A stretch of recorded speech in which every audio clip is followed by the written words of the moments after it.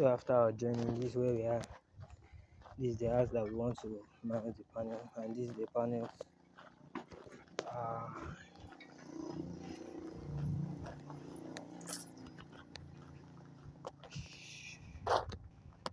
This is where we are going to mount the panel because this is where the sun faces. So let's proceed. So as you can see, we have done mounting our rear. It's just remaining for us to come and put the panels. Yeah. So let's proceed with the panels now. As you can see here, our work is done. We are done for today. Work, everything is set successfully. Copy.